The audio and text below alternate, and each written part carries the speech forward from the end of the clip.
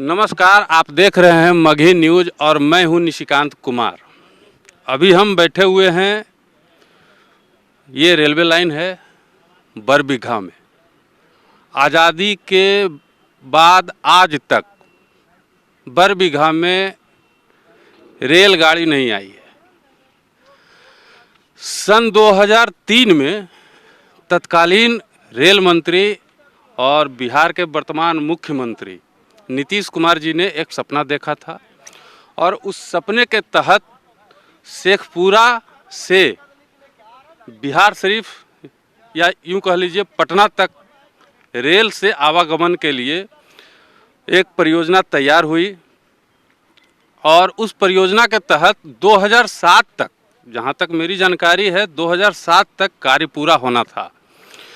लेकिन 2007 के बाद 2023 आ गया है और 2023 तक इस रेलवे लाइन का निर्माण नहीं हो सका है।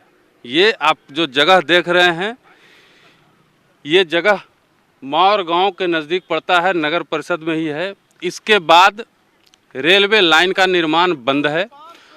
यहाँ तक रेलवे पटरी बना है और इसके पीछे एक स्टेशन बना था सरवा जमालपुर। हालांकि पहले वो सिरसा जमालपुर के नाम से था, बाद में उसका नामकरण नाम बदला गया और उसको सरवा जमालपुर किया गया। वहाँ तक ट्रेन का परिचालन एक बार हुआ है, टेस्टिंग हुई थी, परिचालन का मतलब टेस्टिंग हुई थी और सारा चीज़ ओके है। अभी आप अगर वहाँ जाके देखेंगे स्टेशन पे तो स्टेशन भी अब टूटने के कगार पे है बनने के बाद। अब हम बात करेंगे कि रेलवे लाइन का निर्माण क्यों नहीं हुआ। क्या रेल प्रशासन इस लाइन को निर्माण करना नहीं चाहती? नहीं, बिल्कुल चाहती है। क्या बिहार सरकार निर्माण करना नहीं चाहती? नहीं, बिल्कुल चाहती है। मामला अटका कहाँ है भाई? मामला अटका है यहाँ के नारायणपुर मौजे के कुछ किसान हैं, उन्होंने विरोध जताया है। रेलवे लाइन बनने का विरोध नहीं जताया। रेलवे लाइन बनने से उनको फ़ायदा है, क्षेत्र का विकास होगा, बेरोजगारी घटेगी, लोगों को रोजगार उपलब्ध होगा, बहुत सारा व्यापार के क्षेत्र में काफ़ी समृद्धि आएगी। किसानों ने रेलवे लाइन का विरोध नहीं किया है, उसके निर्माण का विरोध नहीं किया है, लेकिन किसानों की कुछ वाजिब मांगे हैं और इसको लेकर के मामला अभी तक हाई कोर्ट में लटका हुआ है। एक बार पूर्व में फैसला भी हुआ था, उसके हिसाब से जहाँ तक मेरी जानकारी है कि उसके हिसाब से मुआवजा देने की बात तय हुई थी, लेकिन उसके बाद भी किसानों ने दोबारा से फिर हाई कोर्ट का रुख किया और अभी तक मामला ये हाई कोर्ट में ही चल रहा है और जो भी कार्य है उनके आदेश, हाई कोर्ट के आदेश के बाद ही होना है। लेकिन फिर भी हम जानते हैं कि किसानों को समस्या कहाँ आ रही है और यहाँ कुछ किसान हैं और हम आपको रूबरू करवाते हैं, किसानों से पूछते हैं कि मामला क्या है, कहाँ है, किस जगह अटका है।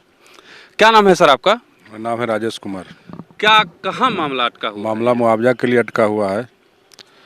हम लोग हाई कोर्ट किए थे, उसमें डिसीजन भी आया था, मान लिया 2014 का रेट से देना है, बाजार मूल्य का अधिकतम देना है। जो यहाँ मान लिया जिला प्रशासन के द्वारा 2011 का सबसे न्यूनतम रेट है वो दिया जा रहा है। इससे हम लोग लेने से इनकार कर दिए हैं और हम लोग संभवतः फिर उसके आलोक में फिर हम हाई कोर्ट गए। एमजीसी दायर किया हुआ है, कोर्ट ऑफ कंटेम में हम लोग हैं, अभी तक सुनवाई नहीं हुआ है, इसलिए मामला कोर्ट में अटका हुआ है। एक और हमारे साथ भैया हैं, इनको इस पूरे मामले को ये देखते आए हैं। क्या नाम है सर आपका? रंजीत कुमार। कहाँ घर है? परसों। आप तो शुरू से लेकर लास्ट तक इस मामले को देखते आ रहे हैं, शुरुआत से बताइएगा कब क्या हुआ?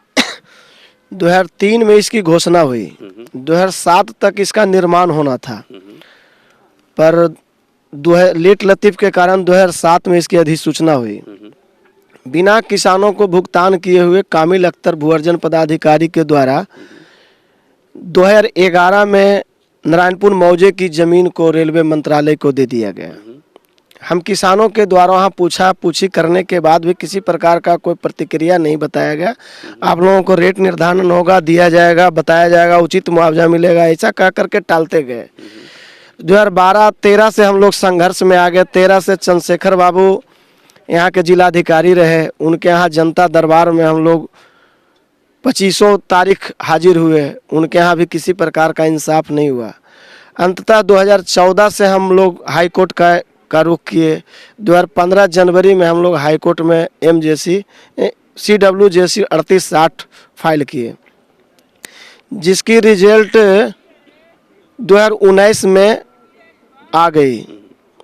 2019 में आने के बाद जिला पदाधिकारी के द्वारा AN सफीना थी संभवतः जिलाधिकारी, जिनके द्वारा रेट निर्धारण किया गया, उसमें घोर अनियमितता किया गया। किसानों के साथ बहुत ही गंदा व्यवहार किया गया, क्योंकि कोर्ट में ने साफ स्पष्ट आदेश जारी किया है कि 1/1/2014 को अधिसूचना मानते हुए और किसानों को जो 1/1/2014 का उच्चतम रेट है बाजार मूल्य का, वो किसानों को दिया जाए। यहाँ भूअर्जन पदाधिकारी और जिला पदाधिकारियों के द्वारा 6 मैन कमेटी का गठन किया गया। उसमें 1/1/11 का जो सबसे न्यूनतम रेट है उसका निर्धारण कर दिया गया। हमारे आपत्ति के बाद उन्होंने बताया कि हम लोग किसी सूरत में आपको वाजिब नहीं दे सकते, आपको कोर्ट ही दिला सकती है। मजबूरन हम लोग फिर MJC पटना हाई कोर्ट पुनः गए हुए हैं, जो कि कोरोना का भेंट चढ़ गया। 2020 से लगातार कोरोना के बंद के कारण कोर्ट बढ़िया से चल नहीं सका। अभी मामला कोर्ट में ही अटका हुआ है।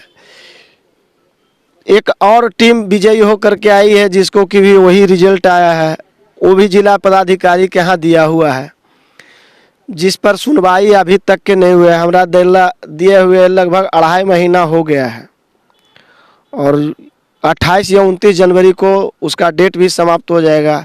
मजबूरन वो टीम भी MJC जाने की तैयारी है। जब तक हम किसानों को उचित मुआवजा भुगतान नहीं किया जाएगा, तब तक हम ज़मीन पर अधिग्रहण करने की परमिशन नहीं देंगे। हम लोग घोर विरोध करेंगे, चाहे इसके लिए हम लोगों को अनशन पर बैठना पड़े, जान देना पड़े, आत्मदाह करना पड़े, किसी की हत्या करना पड़े। जो भी कर्म करेगा अपने धरती माता के लिए हम करेंगे, क्योंकि यही मेरा अन्नदाता है। वाजिब बात है, किसानों को उनका हक मिलना चाहिए। हम ये नहीं कहेंगे कि आपको आपका हक नहीं मिले। यहाँ पे एक हमारे पूर्व वार्ड पार्षद हैं, सर इधर हो जाइए। पूर्व चेयरमैन भी रह चुके हैं बरबीघा नगर परिषद के, और संभवतः इन्हीं के रीजन में सारी प्रक्रिया हुई थी यहाँ पे, और इनको बहुत सारी जानकारी होगी। तो सर क्या कहाँ कहाँ दिक्कत आया है? दिक्कत आया है कि हम लोग किसान जो है बार बार मुआवजा के लिए जिलाधिकारी से भी मिले, लेकिन आज तक मुआवजा के बाद जब की गई बैठक भी की गई तो रेलवे के द्वारा स्पष्ट बताया गया कि ये जो रेलवे निर्धारण करेंगे तो उसका कमेटी बनाएंगे यहाँ के जिलाधिकारी, और कमेटी बना करके। अच्छा, हम कैमरामैन से कहेंगे थोड़ा इधर दिखाइए आप, जहाँ तक रेल का पटरी का निर्माण हुआ है उसके बाद का जो निर्माण होना है, और थोड़ा अब इधर घूम जाइए, भैया से बात करते हैं। कितना जमीन कितना दूरी है ये लगभग 2-3 किलोमीटर है। और कितना जमीन कितना होगा अभी? जमीन लगभग 44 एकड़ जमीन है। 44 एकड़ जमीन मतलब अर्जित किया जाना। और कितने किसान शामिल हैं इसमें? 200 किसान शामिल हैं। 200 किसान शामिल है। कहाँ के हैं? 290, हाँ, मतलब करीब 300 जी। अधिकांश नारायणपुर के हैं, कोयरी बीघा का है, और नारायणपुर गढ़ का है, शेरपर का है, परसों बीघा का है, माउर हैं, नसरतपुर का भी है। मैंने सब मिला जुला करके करीब 10-12 गांव पड़ते हैं। नारायणपुर मौजा जी, नारायणपुर मौजा जी। अच्छा, एक चचा है हमारे, क्या नाम है चचा आपका? ब्रह्मदेव यादव। ब्रह्मदेव। सर मांग क्या है आप लोगों की? हम लोग के उचित मांग है, अभी के अनुचित हमको मिलना चाहिए, अभी के रेट, अभी का रेट मिलना चाहिए। बस हम जमीन से कोई मतलब नहीं है। बाईपास में भी गया है। क्या नाम है आपका? हाँ, एक मिनट। हमारे जमीन बाईपास में भी गया है। अच्छा। और वही जमीन ई भी गया, वही खेत दिया, एक खेत दिया। मतलब एक ही खेत में बाईपास की जो सड़क का जो जमीन है वो है, वो दिया है 12 लाख रुपये दे दिया है। ये आप मान बोलते हैं कि आप कुछ 5 लाख के 9,000 रुपये मैंने डिसमिल मिलेगा। अच्छा, ये चीज़ समझना होगा कि एक ही जो है खेत, एक ही आदमी का, एक ही किसान का खेत सड़क में गया है, उसको मुआवजा यहाँ उचित मिला है और आपको नगर परिषद के रेट के हिसाब से मिला है और आवासीय ज़मीन का मिला है, और उसी खेत में जो है जो उसी किसान का रेलवे में जो ज़मीन गई है उसका मुआवजा जो है ग्रामीण कृषि योग्य मिल रहा है, आवासीय नहीं मिल रहा है। ये भी एक थोड़ा सा पॉइंट है सोचने का। क्या नाम है सर आपका? मेरा नाम धर्मेंद्र आपका प्रसाद। कितना ज़मीन गया है? मेरा करीब 50 डिसमिल है। 50 डिसमिल। जी। कहाँ पे है? मैंने नारायणपुर का है। नारायणपुर में है। दोनों का लाइन का बीच में है। अच्छा अच्छा अच्छा। लाइन के एक आदर्श विद्या भारतीय स्कूल है, उसी का बगल में है। बगल में। जी। तो क्या आपको भी वही बात है? वही है जो मैंने जितना आज ही मिलना चाहिए मिलेगा तो कोई दिक्कत नहीं है। कोई दिक्कत नहीं। जी नहीं। आज ही मुआवजा मिल जाए, आप लोग ज़मीन देने के लिए तैयार हैं। चाचा भी हम हैं हमारे पास। क्या नाम है चाचा आपका? राजेंद्र पंडित। वाजिब मुआवजा मिलेगा ज़मीन आप देने के हाँ, लिए हम लोग को कुछ खुशी से जमीन दे देंगे, वाजिब मुआवजा मिलेगा। अच्छा, तो यहाँ के जनप्रतिनिधि, लोकल जनप्रतिनिधि हैं, बहुत सारे चुनाव जीतते हैं, आते हैं, सांसद हैं, विधायक हैं, कभी इसको लेकर के कभी पहल किए हैं क्या? हम लोग पहल किए, लेकिन वो लोग कभी पहल करने की कोशिश किए ही नहीं।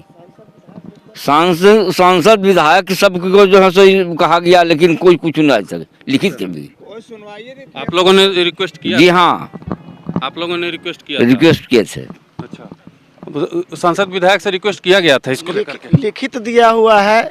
यहाँ के स्थानीय विधायक, शेखपुरा के स्थानीय विधायक, बिहार विरोधी दल के नेता, मुख्यमंत्री आपको उपेंद्र कुशवाहा, श्रवण कुमार, आप हमारे सांसद यहाँ के चंदन जी, इतने सारे लोगों का आवेदन आज भी मेरे पास उपलब्ध है। चंदन जी के हम 3 बार दिए हैं। ऐसा भी हो सकता है सर, मामला कोर्ट में होने के कारण, हाई कोर्ट में मामला है, इसको लोगों लेकर को के विकास से कोई लेना देना नहीं है। इतना बड़ा मामला जिसमें सरकार को प्रतिदिन कम से कम 5 लाख का नुकसान हो रहा है। एक दिन में सरकार को कम से कम 5 लाख का नुकसान हो रहा है। ये बताया जाए 3 साल बीत जाने के बाद, जजमेंट के 3 साल बीत जाने के बाद कितना रुपया का सरकार का नुकसान हुआ होगा, जरा आकलन कीजिए। अगर जनप्रतिनिधि अगर अपनी जिम्मेवारी समझते तो क्या इस कार्य को निष्पादन करने के लिए पहल नहीं करते? कोई आज तक आया नहीं है। कोई नहीं आया। और भी कुछ लोग हैं। हाँ चाचा, आपका भी जमीन है क्या? क्या नाम है आपका? राम प्रवेश यादव। कितना जमीन है आपका? हमरा जी 22 डिसमिल जा रहा है। 22 डिसमिल जा रहा है। जी। मुआवजा का ही दिक्कत है।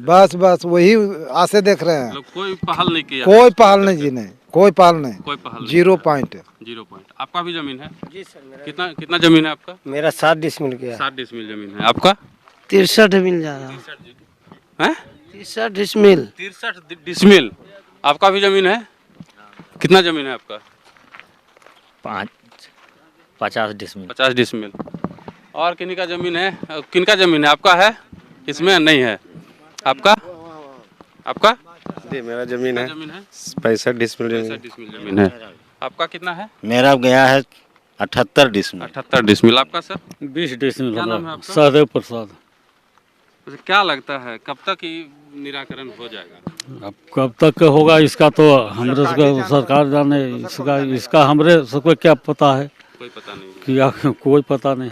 42 डिसमिल हमरा है ब्रह्मदेव। आपका कितना डिसमिल है? 42 डिसमिल। आपका भी है? हाँ, आपका नहीं? आपका नहीं है। देखिए क्या है।